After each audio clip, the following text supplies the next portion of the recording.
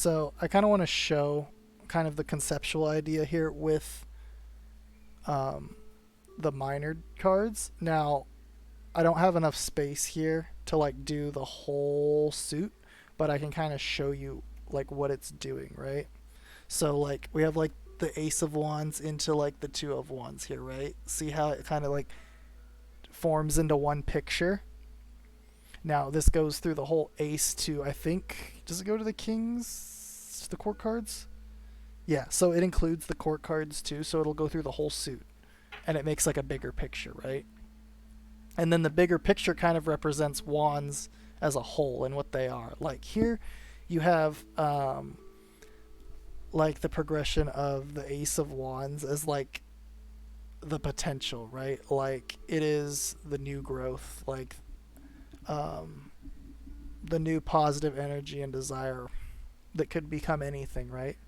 And then you have like the Two of Wands, who's this guy kind of like doing some observation and thinking about what can he make out of his desires? Like how can he make those come to fruition? How can he express his passions in the world? And then you get to the Three of Wands, which is all about like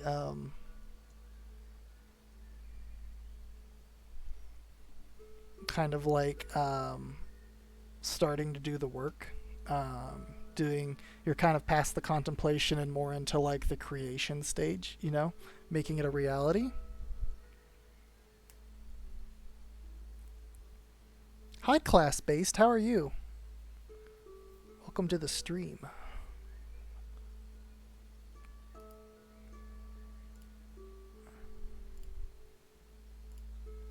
I'll get your reading in just one sec. So then after the Three of Wands, you get to the Four of Wands. And the Four of Wands is all about the thing that you just created, right? It's about finding some stability, right? Um, like you finally, like if, say, like if you're just looking at it as a metaphor of like building a house. You go out into the woods, right? You see a tree. You're like, that tree could be used to make a house. So you get that tree, right? And you're like, how am I going to use this tree to make this house? And then you like put the tree together with other pieces of wood, and then you finally have a house, right? Kind of that progression. If you're to use like a simpler metaphor to explain kind of the energies of each step. Exactly, they're exactly like the lick a tongue emoji thing. I don't know what stream that's from.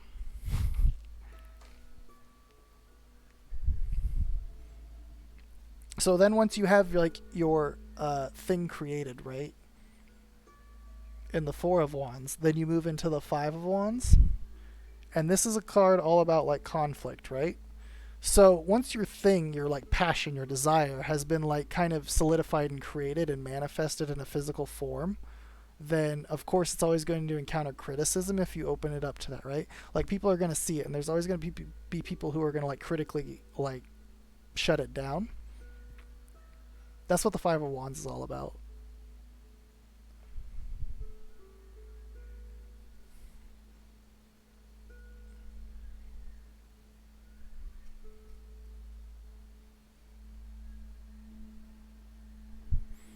Then after the Five of Wands, you get into the Six of Wands, and it's kind of about like accepting that criticism, but knowing that. But like when you internalize that criticism, there's always some pain, right? Because like you have to also then look at yourself critically and the judgments of others. Even if we say they don't affect us and we don't care what other people think, like everyone cares what other people think. Okay, especially when it's something that you created and is a part, an expression of your own soul. It's like your own desires and passion. Like everyone knows. Like everyone's going to be somehow affected with that. So here's the card of introspection, where you're kind of like taking your journey, you're moving your transition. You're like, what can I do to make my expression more clear to them so they can really know how I feel, or something, like in an artistic sense.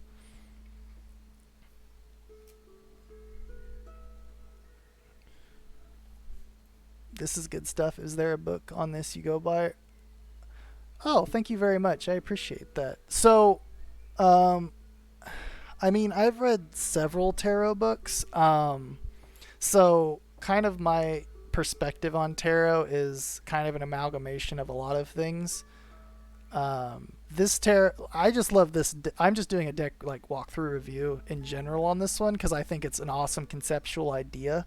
Because not many decks have like this progression through the suits where you like really get a story, right? And that's how I like to look at the tarot. Is like I like to look at each card as like a piece of a story.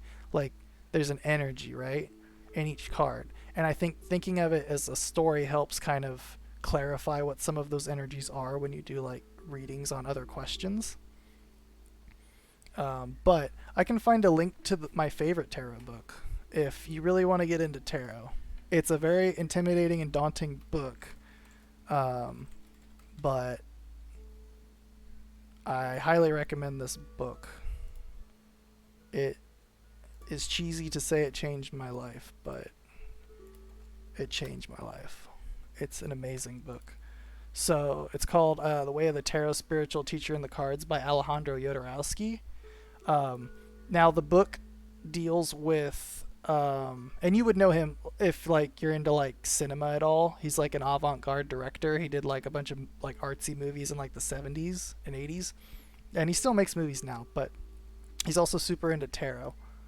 But this book's really awesome. It's mostly focused on the Marseille deck though, so it's a bit different than if you know like Rider Waite stuff. But like his thoughts and concepts on cards and how each card kind of plays into one another is really like super interesting.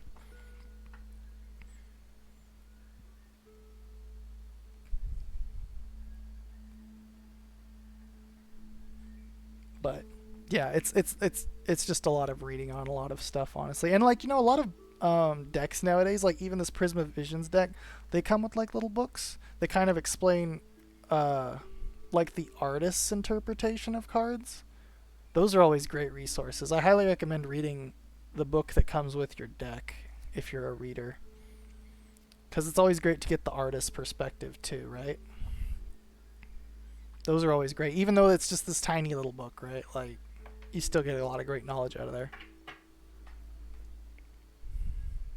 So, how about we just do this? I'll do your reading real. Well, okay. I'll.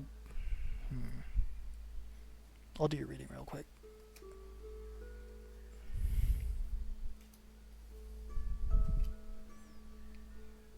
Okay.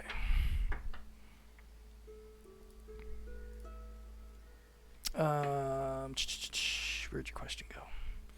Are Alex and I meant to work out? Okay, we can do that. So I'm not using that deck I was just showing for readings. I'm just kind of like going through it and showing it off. But we can do a quick reading with my regular deck here.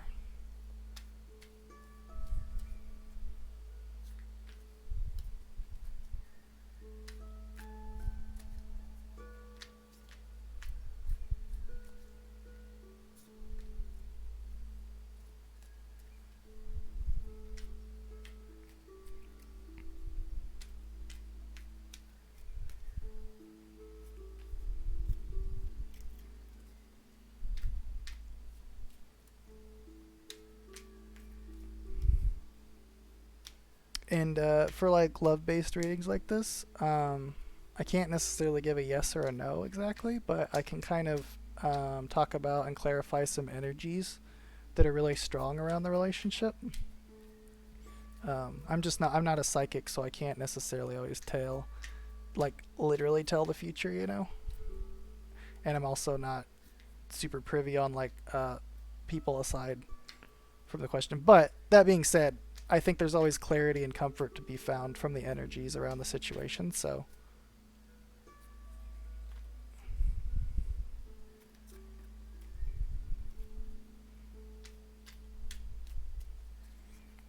okay.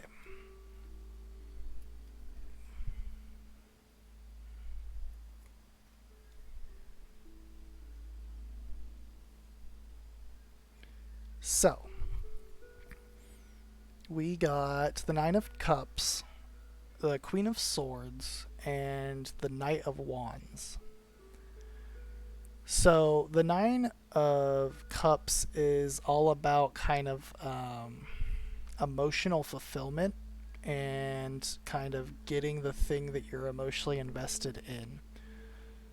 So, for example, in the case of a relationship, if there's a strong emotional investment in the relationship, um, typically that would result in there being a way to find out to make it work, right?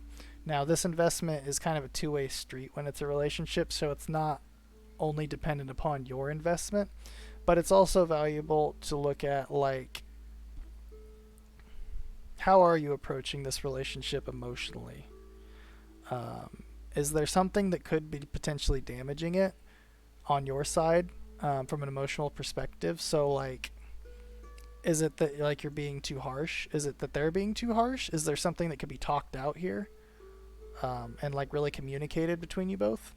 The next card is the Queen of Swords, and does she does show like some communication problems. Maybe there's somebody being a bit too blunt that's causing the issue emotionally.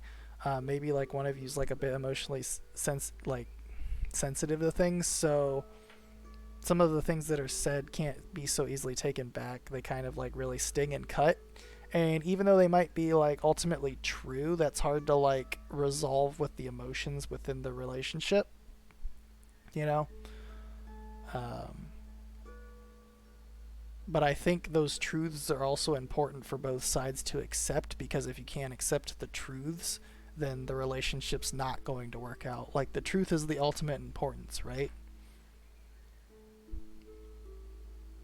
Because if you can't accept the truths, then the relationship's only ever going to be a facade. So those truths are important to get to. But it's also important to look at the emotional side and respect each other's emotions. So you don't have to like have those deep truth conversations consistently as to a point where it's damaging to both parties and the relationship as a whole. That being said, the final card is the Knight of Wands, and that's a positive card to end this reading on, because he's all about moving forward with passion and desire. So I think there's still going to be a strong, passionate, and desired connection between you both, and that's going to continue to propel the relationship forward. So regardless of the truths and stuff, those things are fixable and mendable, but it's still like there's still a deep connection and love between you both that's going to keep it moving forward, right? So hopefully that's helpful or clarifies something that you might have been on your mind.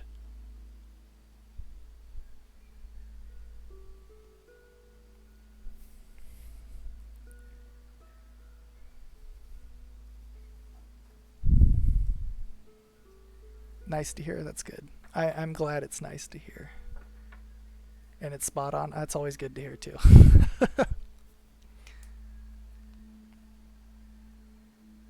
Especially with relationship readings, those ones can be really tricky. Because I really don't know anything about people's relationships, so.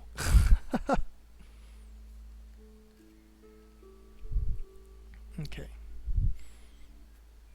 So, back to the Prisma vision. So, we were at the Six of Wands, who he's all about moving on, right? Like, accepting people's criticisms and, like, continuing on with your journey, right? So, then we get to the Seven of Wands, which is another kind of conflict card, but it's more of an internal conflict, right? So in the Rider Waite Smith deck, I feel like the Seven of Wands is one of the best depicted cards in that deck, because it's a man up on a platform and he has his wand and he's like batting down with other wands coming up at him. It's about like accepting the criticism, right? Like earlier on, the criticism was given and it was really internalized and you had to consider it, right? Now you have a foundation where you've considered criticism and you can filter out the criticism that's just crap and is done to be hurtful and hateful of your success so far, right? In expressing yourself. Like this is a newfound comfort in expressing yourself. And like a confidence almost.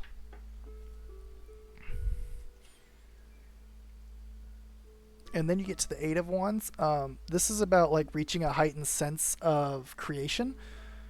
Um, it's kind of where you start entering like your real expertise and like your mastery of the thing you're trying to get done, right? This is like your like full steam ahead work, right? Like you've figured it out and you're just doing it now, right? It's a real movement card, and it's like a lot of energy just being expended and dumped into the thing that you're now confident in. Looking at these, it must have taken the artist ages. Yeah, this deck is incredible. Like, it's really in depth.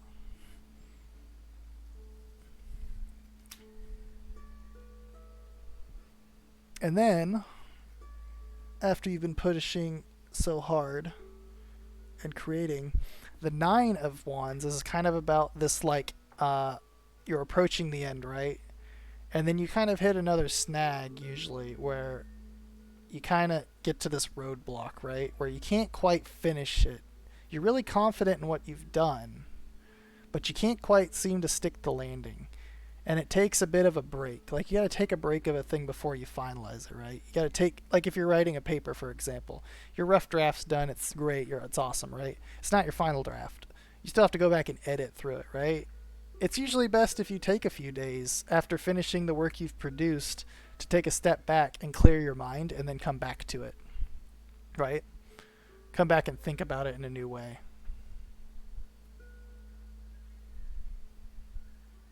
Hi, Steve. Is your stream done? Did you have a good stream?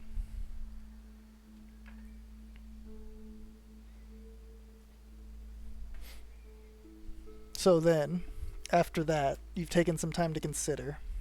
You've taken some time to think.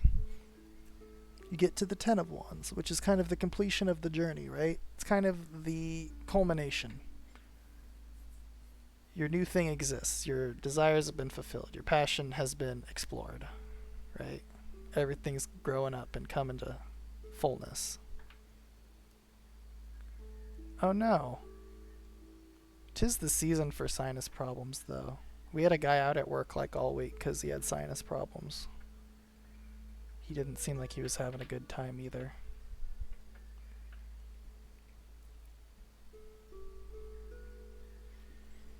But yeah. So these do continue into the court cards. I feel like the 1 through 10 is kind of its own story, but like the court cards kind of come in a little bit. Well, all week it was the 20th, 30s. Yeah, and like the weather, I get that too, like where the weather like changes like all of a sudden and you're just like, whoa, and then you're just kind of sick for a few days.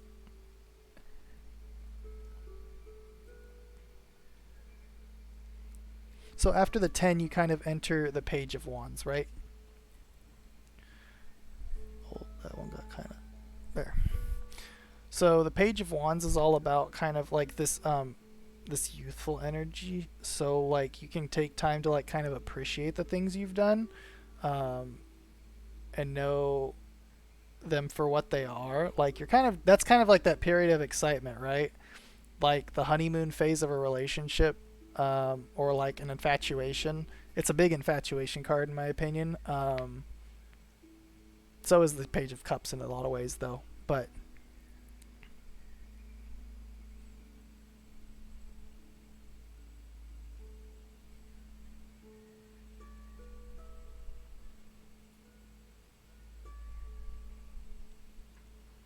yeah, we're just going through this deck, this Prisma Visions Tarot deck. It's a really awesome deck. Like the whole, I don't know if you were in here for this part, but like each suit, each card is its own depiction of a thing, and then together they all make a larger image.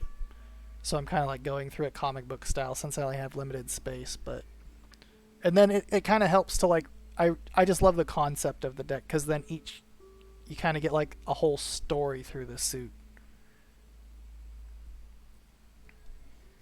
So then after the Page, we get to the Queen, or I'm sorry, the Knight, not the Queen. So the Knight is all about movement, right? So that youthful energy you felt, now you have like a thing to propel forward with. Like you want to expend that energy because youthful energy is just so bountiful. The Knight's all about like movement. Typically, it's kind of an impulsive card because you're like moving without necessarily like distinction on what you're doing. So in this case, like if you were looking at the last one as an infatuation card, the Knight of Wands could indicate like a card that's like you making kind of a dumb decision based on like your love or something like that. It doesn't have to be a dumb decision either, though. It could be a decision where like you actually go talk to the person. That's what you needed to do. So this is the Prisma Visions Tarot deck. Let me get the link for it again, since my reminder thing didn't work. Here's the web page for it, and this is the artist's like I think personal page. So I think this deck is limited print, but I think he's doing another print of it later this year. So it's not like a wide print deck, unfortunately.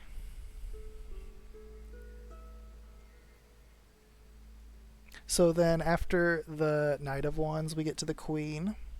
And the Queen's kind of like a mastery of the suit energy, right? Like, the Knight was impulsive with his energy, but the Queen has learned from experience and is able to like make more educated decisions, right? Like, she's experienced. So in the case of like passions, desires, and stuff, like she will fully feel her passions and desires, but she's not always gonna like act on them in the way you would expect, right? She's very able to control things. And that's very similar to what the king does as well, except the king is more of like he's more, the queen's more willing to be reserved about her feelings on things, or like her emotions, or like her passions and desires, right? Like, she's able to take her passions and desires and be like, that's nice, and not necessarily act out upon them. But like the king usually denotes that there's more of an action done, right? He knows the right thing to do. The right thing to do. So that's kind of how the whole deck kind of completes together. So typically if you'd get a queen and a king in a reading, you'd be kind of having a conflict between like if there's something you should do or you should hold back on. But typically they kind of represent one or the other. Court cards are difficult. I feel like court cards are the hardest thing to learn when you're doing tarot, because they're all kind of similar. Like, they have very minute differences across each other. They're kind of easier to learn by what does a king usually represent, what does a queen represent, and then applying it to the suit.